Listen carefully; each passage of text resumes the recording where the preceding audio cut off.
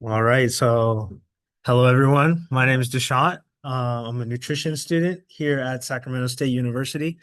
I'm kind of in between my majors right now. So I had my bachelor's in exercise physiology, and I want to get my master's in nutrition. So try to provide, like a holistic practice for whenever I'm a dietitian in the future.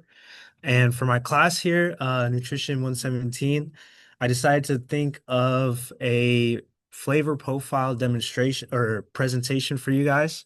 So pretty much what we're going to be going over is a lot of things here. So today we're going to talk about flavor profiles from different regions in the world and understand how they came to be historically and environmentally. And then also because we are the cardiovascular wellness program, we want to try to see how can we spice up our food using those flavor profiles without salt. So that's one of I talked to Debbie and many of you guys know John. They gave me some insight on like what's something that I can, put a little bit of a twist on. And he's like, well, try to do everything without salt. And so I actually went in last night and changed everything and just added a couple more points just to, make sure that you guys know how to flavor things up without using the very addictive substance of salt. So first things first, we're gonna go over a quick question right here. I like how you guys are set up. Almost everyone has a partner. We'll take like a couple minutes and then discuss with the person next to you. What do you think a flavor profile is? I have my definition later, but I kind of want to get some intake from the crowd on what you guys' first option is for a flavor profile. Yeah. Yeah. What about you, Leonie? Yeah. What do you think a flavor profile is?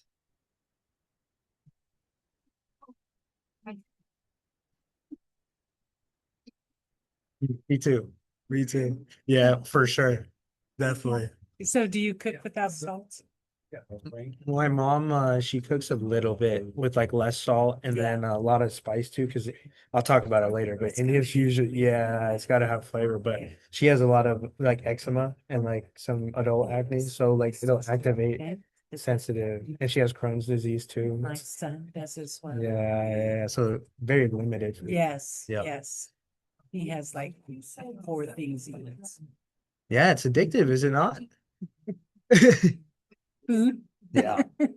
food and flavor is addicting. All right, guys, we'll bring it in. We'll bring it in. So does anyone want to share what the definition that they came up with? Yeah, we will. Yeah. Robert's idea, and I think that.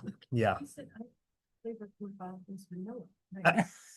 Do you mean the spice vanilla or do you mean a low, mild flavor? Mm, Next. that's a nice answer right there. That actually is gonna come into my definition a little bit later. But that's a good starting point for sure. Anyone else? Yeah. Oh, it's the Uh-huh.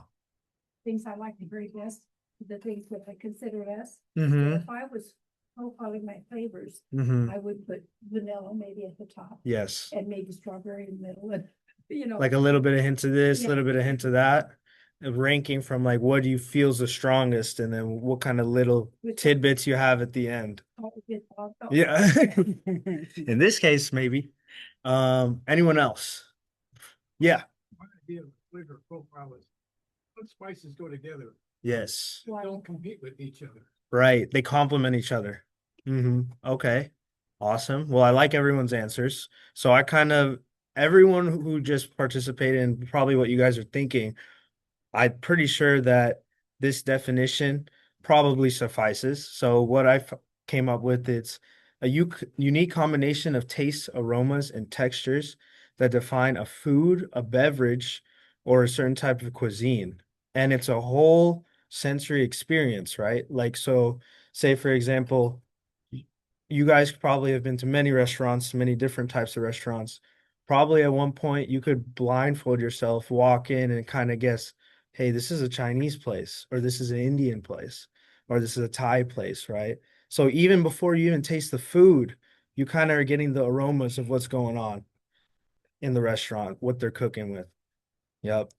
And that's what this gentleman said over there. Vanilla, that could be a flavor profile, but also it could be the texture of it. It could be the aroma of it. Like there might be other hints of what's going on in there. So nice job, guys. That was a good answers for sure. All right, so next what we're gonna go into is I found a nice chart right here going over. It's a little bit hard to see, but basically it's what you guys talked about.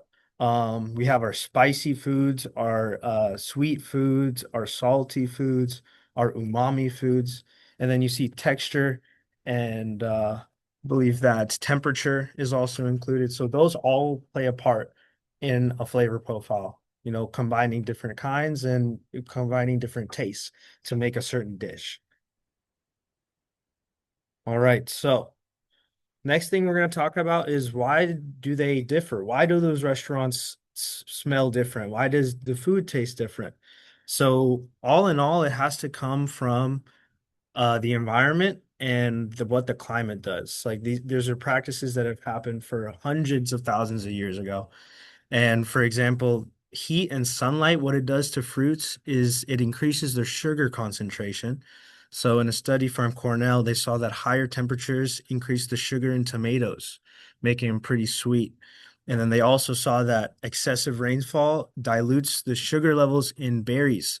So in a really, I guess, rainy area, the berries in that region won't taste as sweet because the moisture sucks up a little bit more of those sugars.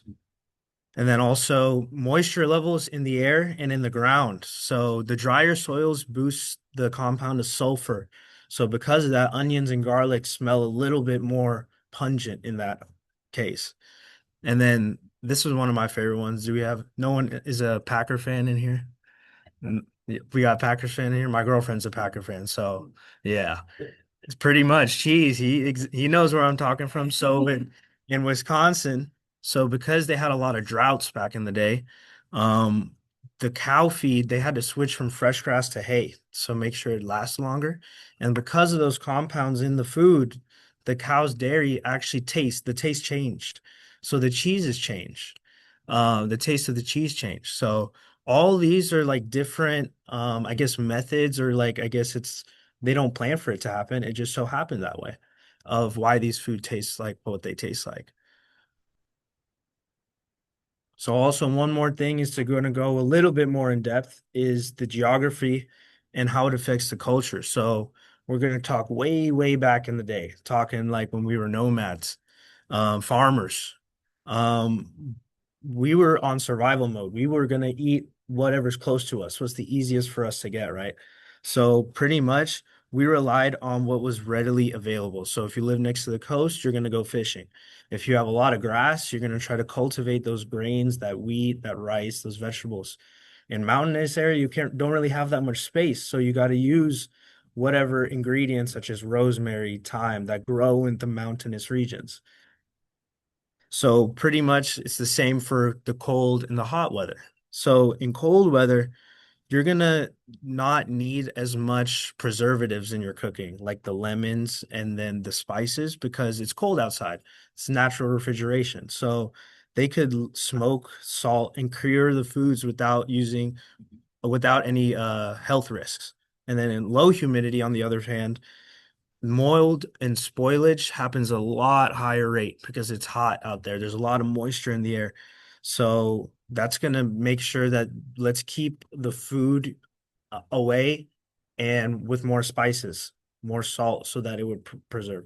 Don't worry. Well, that was back in the day. Now we're going to change it to we have fridges now. So, yeah.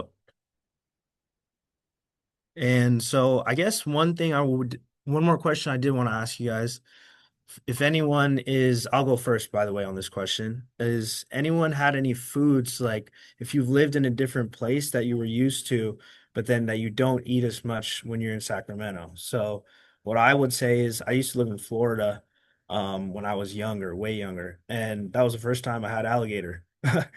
Right. So just simply because of that, I had a food that I never had before in my life. So, and then you don't really get that out here. So I just wanted to open that up to anyone else. If they've lived anywhere or if they've been to any other place in the United States or even across the world, have you tried something or had something that you don't get over here? Yeah. My son lives in Wisconsin and I've Yeah. never heard of curds before. Right. Cheese curds, right? Yeah. They're wonderful. Yeah. Oh, delicious. Addicting. I love cheese. Yeah, back there. Hmm. Kimchi was. And it was made healthy sauerkrauts, several generations. Oh, really? Yeah. But the thing about the Greek too, is there's a flavor profile to how we smell based on the food we eat. Yes. And in Korea, kimchi is what you smell when you meet people, and they smell sour milk. Yeah. Really? Yeah. Okay, so what they were saying is for the people in the Zoom is that kimchi was one of the new things because I guess I also heard in Korea it's like how the kimchi tastes or how sour it is, it's like a sign of like good luck or something like yeah, something like that. Yeah, yeah, yeah. So th that's yeah, And I've never even had that before. No. Yeah. What is that? A beignet? Jambalaya. Donut. Donut? Oh. it's a donut on crack. Oh, dang. Now you're talking my language. I like donuts. So if it's a donuts on crack, Yeah. man. Okay, now I got, Happening now. yeah, I need to add that to the list. Well, awesome. That's everyone has those different, every even region. Like I'm talking about different places in the world, even in the United States itself, they have so many different types of food. And man, we got to try them all. We got to make sure that we open our palates up. You So, might want to know there's a restaurant in, I think Pacifica, near Santa Cruz, El Cercadillo, uh-huh. that has alligator meat. Really? Yeah. So it's in Capitola? Yeah, Okay, now I gotta check it out. yeah. That'd be I mean, I don't remember what the gator tasted like because I was like 6, 7 years old around there. And then so maybe it'll be a new taste for me Well, now. they say, yeah, what does alligator taste like? The whatever it just ate. Yeah. Yeah. Yeah. Now I The festival in Stockton, hmm the asparagus fest.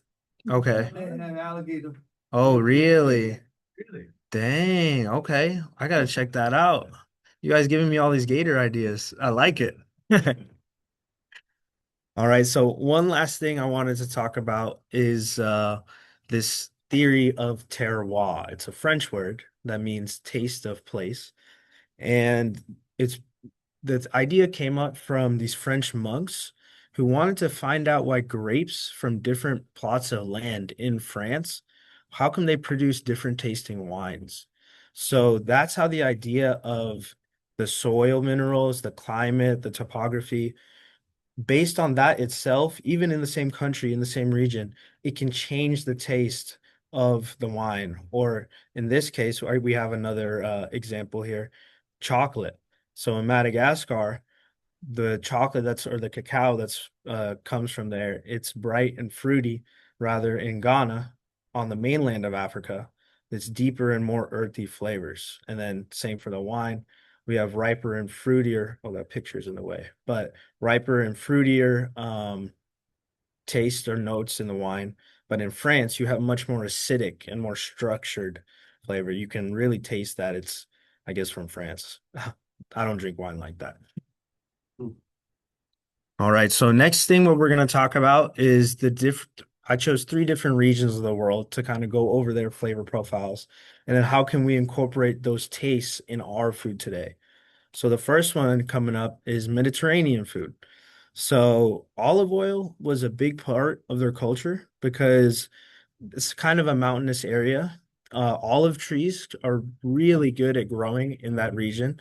They don't really need that much nutrient-rich soil, and they can survive in droughts. So they used olive oil for their primary source of fats. So they also didn't have as much cattle over there that produced dairy. So that was another way for the Mediterranean, I guess, the people from that area to get healthy fats in their body. And then also you see these herbs like garlic, oregano, rosemary, thyme, citrus, all these herbs, they are abundant in the summer and in the winter when it's pretty mild, it's pretty hot year round, but then in the winter it doesn't get that cold. And then for them, of course, seafood was one of the primary sources of protein. And I know you guys have heard of this Mediterranean diet, right? So it's the gold standard for the diet, and it's because of everything that was mentioned that they not only are they eating the healthy fats from the fish, but also their carb sources are coming from the ground, the lentils, the whole wheat grains, barley, and from the earliest civilizations are come from this region. They harvested the wheat and barley, which was the first domesticated crops. So next one, we're gonna look at some dishes that I have for you guys. Linda will give you the links to these. I put all the recipes in here as well. And I'd say most of them have below like 8 ingredients. So they're pretty simple, very easy to make. So this first one on the top left is called muhammara. And it is I believe, walnut and chickpea dip. Oh no, it's a roasted red pepper and walnut dip, and they eat that with pita bread, of course. And the next one is Greek brie, and I did not know what that is. It's their word for roasted vegetables. But basically, you're using all of those flavors from the rosemary, the thyme, the olive oil, incorporating this, and that's what's getting the Mediterranean flavor profile. I have a sheet later that has all the spices that you guys can use. You can just go to the store and be like, I want to eat Asian food today or Chinese food today. Let me get this, this, this, and this. Yep. And then we got some lentil sauce with portobello mushrooms. You're going to see that lentils are a pretty big, I guess, primary focus for us today because it's one of the oldest things that we cultivated as human beings. And to this day, there's a reason why there's such a big stress on increasing your beans and then your um, lentil intake because it's the amount of protein and the fiber you're getting is really good for your gut. So the next one we're going to look at is East and South Asian cuisine. So this is where I come from. I'm Indian, and garlic and ginger is a staple in our household. Like there's probably not one day in our house where we don't have ginger and garlic. Like we could probably fund the streets ginger and garlic with the amount we have. We don't run out of that. But also turmeric or turmeric is also big in our culture as well. My mom, even when I was a kid, I was like, I didn't know what this was because I would see like, my other friends' moms cook, but they wouldn't use this really yellow powder. And then I asked her what it was, and then she's like, "Don't worry, it's good for your stomach." And I was like, she's not wrong. She's not. It has good anti-inflammatory properties, but we also put turmeric on everything. It's not really used much as a spice, but it's used as much as for what my mom said. It is good for your anti-inflammatory. You don't want to put like the same amount of salt or like let's go pepper in this case, and then put the same amount of turmeric because then the turmeric is going to completely take over. It's going to taste super earthy. It's not going to taste good at all. You just want a little bit down there. But also because in these regions it was hot, it was tropical, so these spices were the only ones that were available at the time. And then also the everyone knows about the Silk Road and the spice trade back in the day. So from this region, we got from the Americas, which I'll talk about in a little bit, chilies. Chilies came from America actually, North and South America, all the way over here. And then what they got from us, the East and South Asians, they got our turmeric, our spices, our ginger, our garlic, and then we also got a little bit of livestock from that exchange as well. So rice in this culture is a really big staple because the lands were really fertile, and you probably have probably heard in India there's something called monsoon season, and it rains for like probably like 3, 4 months straight. I've been during that season. It's like 85 degrees and it's raining. It's the craziest thing ever. Um, but also because of that, the warm temperatures, the fertile flooded plains, the rice provides a lot more calories per acre than wheat or barley. So it's for, I mean, it makes sense. In China, they got 1.3 billion people. In India, now they surpassed it 1.5. So back then, there was probably the most population that we had in the world at that time. So rice was our primary source of carbs. So the one thing we want to focus on for the low sodium is garlic, ginger, lemongrass, scallions, and chilies. So using these spices are going to add a lot of flavor to your food. And basically, one of the main ideas that we want to do is how can we increase the flavor without using the salt? So when we increase the spices, you're gonna have the feeling of you're like, whenever in our head it's like, dang, this needs more salt. But if you add all these other different spices and you're getting overpowered with, these different flavors, you're not even gonna have that thought probably occur in your head of, oh, it needs more salt. Maybe you might be like, oh, it needs more turmeric or it needs more thyme, it needs more rosemary, some things that we don't need that we usually eat, but we can try when we're making some of these dishes. And then this is this picture right here. That's ginger garlic paste. You can go get it at like local Indian stores. And pretty much, I'll just say, if you want a hack to try to make Indian food, just get some of that, and that's kimchi over there, like she talked about. But get some red chili powder as well. Boom, you got some Indian food. Pretty much, you're gonna capture a lot of that flavor just from these simple ingredients. And I have a handout for that later that we'll go over. So for the dishes that I chose for the East and South Asian cultures, pretty similar to the one in the Mediterranean. Like we're taking chickpeas right here in the top left for chana masala. You're taking the chickpeas but you're using the different spices. So instead of the Greek flavors of rosemary, basil, thyme, we're using that ginger, that garlic, that chili powder, turmeric. That's why you're seeing these dishes are more orange and yellow in flavor or in color, sorry. And then we have the red lentil curry here as well. And most of these can be made in like, your normal pressure cooker or, even on the pan, super low. It doesn't take that much time. Maybe to prepare and to wash the lentils and the beans.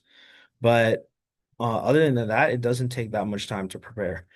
And then lastly, we have this Vietnamese tofu with tomato sauce. So what we have here is, you're instead the substitute of using, a fish or like a crab, they went to a tofu with the tomato sauce and using peppers, as you see in there, scallions. And there's one more technique that they use is broths. So using the no waste method, pretty much, back in the day we had to use every part of the cow if we were non-vegetarian. And in this case, we're going to use every part of the vegetable. We're going to put those peels that we used, maybe the husks of the lentils or the lentils or the grains, and then put that all together to get as much flavor as we can out of that stuff.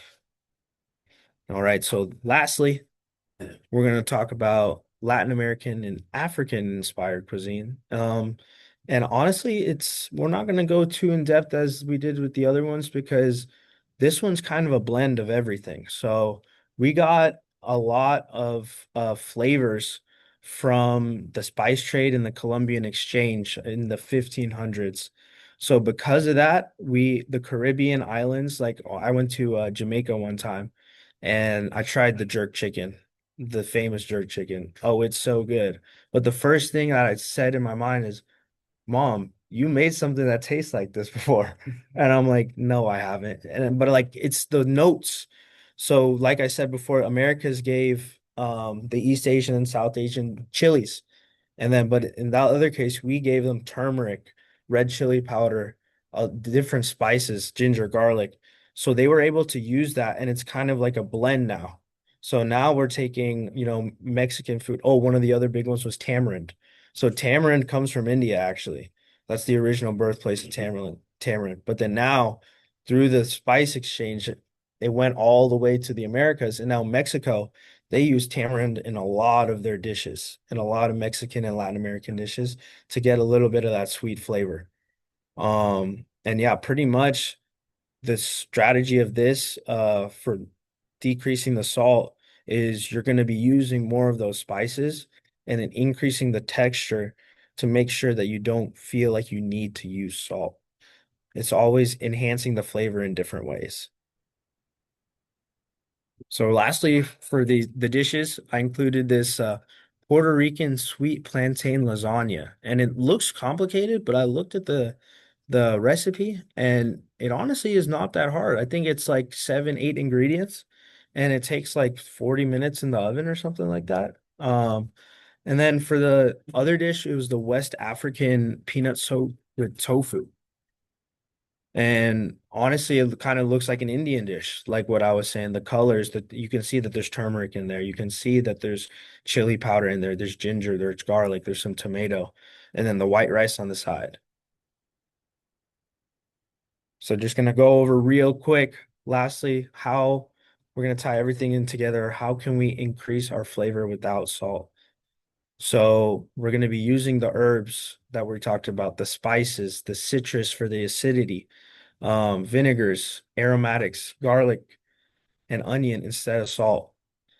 Using the blends to create the herb and the spice mixes. So as we see in this middle picture right here, I would John, I feel like is tuning in right now, and he gave me that idea. So this is called a daba. So daba means box, and I forget in what there's like 50 languages in India. Like daba basically means box in all of them. And basically it's a spice daba. So as you see in the middle there, you got some turmeric, and then on the right side, red chili powder. I feel like on the left is coriander, and then right there is cumin, and then I think cinnamon on top. So basically, what that is you can use this daba, this box to house all your spices. And you can have different dabas for different types of flavors. So this one specifically, let's say this is an Indian one. And then we'll have a different box, and then we can have our different flavors for our Asian cuisine or our African cuisine. So we can just have it ready made and to the side of, when you make your food of, hey, what flavor do I want today? Or also, you can make your own flavor profile. You could just mix and match, try to see what you want. Now, would I have citrus with turmeric? I don't know. That might be a weird flavor, but like, you can experiment on what different types of vegetables, different types of foods. Um, and also the way you cook is also going to change the way that things taste, right? So if you grill something, you roast something, you braise something, changing the flavor of how even you cook something is going to help you, increase your flavor without using salt. And then also spice, I don't know if you guys have knew this, but spicy food, it's actually shown to boost your metabolism for a little bit because it's increasing your body temperature. So that's why you sweat a little bit. That's why in the hotter climates and hotter regions, they wanted to eat spice so that the body would naturally cool itself. That's kind of counterintuitive to me. If I'm 100 degrees outside, I don't want to eat something spicy, but I guess that's how they evolved. That's how they did it. Right. So right here, this is just a small section of basically it's cut off there for the different spices, but there's a handout Linda will email to you guys. And I want you guys to put this in your daba. So pretty much we have this Zatar, which is a region in the Mediterranean, and you have your different spices or your different herbs that you do to capture that flavor. And then in India, we have this one called garam masala, and it's made up of cinnamon, cardamom, cloves, cumin, coriander. We have a Japanese one. We have one from Ethiopia, a Greek, Caribbean jerk. So, and there's many more in the handout that I have, but these are just really quick and easy ways to just fit everything into a box, and you can just pull from there. What flavor do you want to capture today, pretty much? So why did I just talk to you guys all about flavor profiles? Why does this even matter? So in this day and age, the world has changed so much. There's been so many different types of people immigrating and emigrating to different countries.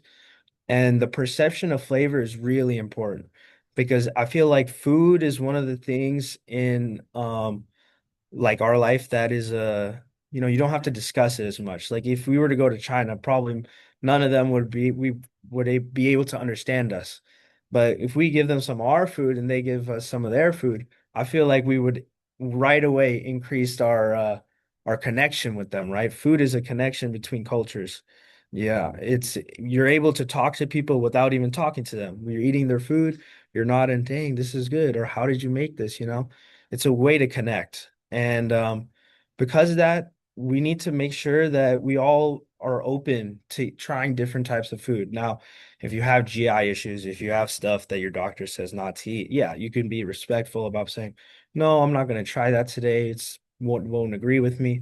But for the most time, I would say try to try as much different kinds of food as you can. And even when you cook in your own daily life, um, try it's not a trial and error is one of the things that comes with cooking and the different tastes. Like I only know how to cook Indian food because my mom taught me. So I'm not really good at cooking different types of food, but um trying those different flavors. And I'm not a cook by any chance, but I definitely enjoy cooking and I want to be a little bit better. So being well versed in different cultures and different and why they eat what would they eat would be pretty beneficial. And yeah, thank you guys. Does anyone have any questions? I mean, Yeah. a great talk. The Yeah. organization and the detail. Mhm. There's been an awful lot of material, so I'm gonna go home and watch the recording. Oh, yeah. Yeah. Thank you. I also have links to my PowerPoint so you can get into the recipes that are under the pictures. And then also that handout for like all the spices and everything. Like I only included six because I didn't want to use up 8 slides of just spices. Yeah. But there's a whole handout of like, what can you put in your daba or your box spice box so that you can use in your daily life. And, Yeah. and You- Liz is gonna put some of that on. There it is. Oh, there it is. Not done yet. Yeah. Do spices lose their nutritional value when they're cooked? I would say because they're already dried and they're in that powdered form, they're probably already to the lowest point or degree of their nutritional value. Okay, gotcha. Yeah, like if you take but I'll also say it's probably for a good thing. Because if you take a fresh red chili, oh, you're gonna have to go get a gallon of milk. But yeah, when it's dried in that powder form, it's probably a little bit better to digest. And also you can portion it out. It's easier to portion out when it's in the powder form, right? Yeah. Rather than cutting it up, chopping it up. Yeah. Yeah, Leone. You discussed mustard, remember? I do remember. And I was gonna ask you if there's any difference between different brands of mustard. How can you tell how much turmeric is in the different brands? So like turmeric, it may or may not be in some mustards, but you could look at the nutrition label. But I know that, so another fun fact, the lowest amount of calories in any condiment is mustard. You, there's like virtually, I do a lot of exercise and then I used to be really into Arnold Schwarzenegger and stuff, bodybuilding and stuff. So, their condiments that those bodybuilders would eat would be mustard because there's virtually no calories. I mean, obviously you eat a whole bottle of mustard, you're gonna get some calories, but like good amount of mustard, less than 2, 3 calories. It probably has no fat. No fat either. Exactly. There's like virtually nothing in mustard. Yeah. Well, I substitute, this is bad, mayonnaise for my, so I can mix them up now and feel good. One more question I have Yeah. is about the corn. You mentioned France, Mm-hmm. and I had dinner with a gal who is from France. She hardly speaks English. She's just Mhm. not here. And we went out to dinner and I had a corn on the cob and she said, "You're not going to eat that, are you?" And I said, "Yes, it's corn on the cob. I love it. You put salt on it, right?" Yeah. She said, "We only feed that to our horses. Well, You never tasted it." taste, yeah. That's yeah, no, in France too, I feel like what did they didn't really have that much grazing over there, like the space for the cows. So yeah, they feed it to the cows, but that's probably what it was. For the little cows that they had over there, they're like, might as well just give the corn to them and then we'll eat all the grapes that we have. Yeah, Yeah. Make wine, exactly. Yeah. that was good. Oh yeah. Yeah. In reading history, I learned that fenugreek was added to the Roman wine Mm-hmm. because sometimes it tastes quite right. Yeah. I don't know anybody who's used fenugreek in anything today. But I bought some. Yeah. It's interesting, and I didn't notice a difference. I'm sure John has used fenugreek. Are you out there, John? Yeah. Fenugreek I'm- is one of the things I'm that- here. Oh, he's right here. We can hardly hear you because we don't have our speaker set up right, but do you ever use fenugreek? Well, yes. Yeah, well, needed. For what, Nancy wants to know. Boy, what did I use it for? I used it last week. It was in uh What's it there's a supposed bunch to of be? Sugar. Mhm. I think, and I'm not sure which one it was. I Okay, don't know anybody who uses. Yeah, it's something that it sits in the drawer forever, and then I go, oh, I could do this and pull out the recipe, and there it is, and it lasts forever. Mm. One No, thing, could you go up? I think it was 2 slides. One more, or what I want to see is the next one above that. There This we one. are. How do you spell Vietnamese? VIET. Thank you, John. It just John's bugged our me. main editor, that's for sure. Nice to meet you. Vitamins. Appreciate that one, John. Question.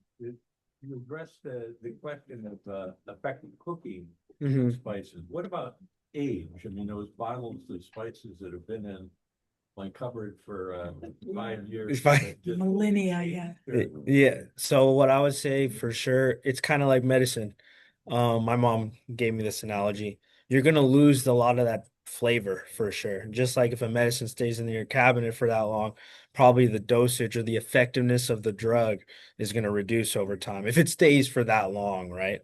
I remember one time too, and you'll know when it comes to these like powdered spices, like if it's not salt and it starts to clump up and it starts to get like real like solid like rocks, yeah, it's probably about that time to not use that.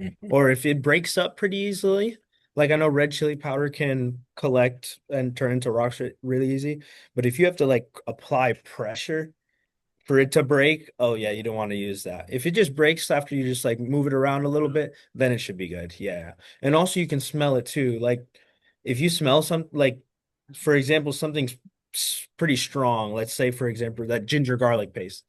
Like if you smell that and you don't get a smell or you get a really bad smell, then yeah, probably not a good thing to use. Yeah. Where do you buy your spices?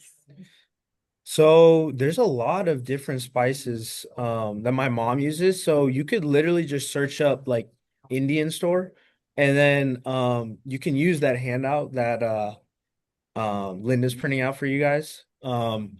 It has a list of all the Indian spices, all the Mediterranean spices, and then there's also a dang, I forgot that one international market. I think it's KP Market. KP, right? So KP has almost everything. Like oh, they come in like so some of the Indian ones I know, they come in like these cardboard boxes and then it's sealed. So you have to cut open the bag and then put it. But then I'll also say my mom keeps those in the fridge. Yeah, she keeps those spices in the fridge. You're right, because it makes it last much longer, much longer. Yeah, yeah, yeah. Yep. Australians love their veggie now. Oh yeah, Vegemite. The something silver. Yeah, I've had it before. It tastes absolutely terrible. I would never want anyone to eat that ever. Yeah. Really? It was Vegemite. Heard that? Yeah, it's I think it's made up from like it's like old like they like squeeze the veg or like the whatever vegetables together and they get like that oil and that paste. People put it on like sandwiches and whatnot. And but I've had it before and then yeah, I almost threw up. I don't know how they could eat that. Yeah, yeah, The Vegemite reminds me that you did not speak of sauces. And sauces are one of the major constituents of a lot of cuisines, Mm. like soy sauce, like Worcestershire sauce, where they're a blend of spices and fermented fish. John is talking right now. So I'm guessing that, and for me, one of the salt changes is liquid smoke. Mm. A hint of liquid smoke will fill that salt need really quickly for a lot of European style things. Oh, okay. So yeah, John was saying the smoke or the act of smoking could increase the flavor without using the salt as well. Yeah. And then Dr. Schultz put yeast in. Oh yeah, that's probably for The Vegemite. Vegemite, right? Yeah. That's what gives it kind of that interesting Yeah. flavor. But yeah, I think John was talking too about like liquid smoke. So you can actually like drop drops that provide the smoky flavor without having to actually physically smoke it. Smoke it. Yeah, Oh, so okay. it's called liquid smoke. I gotta look into that. I have never heard of that. I think a little goes a long way, right, John? Yeah, you're right. It's and I get the hickory, not the mesquite. Okay. Where And do you you can get this, get it in Sean? Safeway. Oh, Safeway? Thank you for that, sir. Yeah. Hey, anything else? Yeah, if anyone got any last questions, any last comments, I hope everyone tries something new. Oh, thank you guys. What's up, Leonie? Information about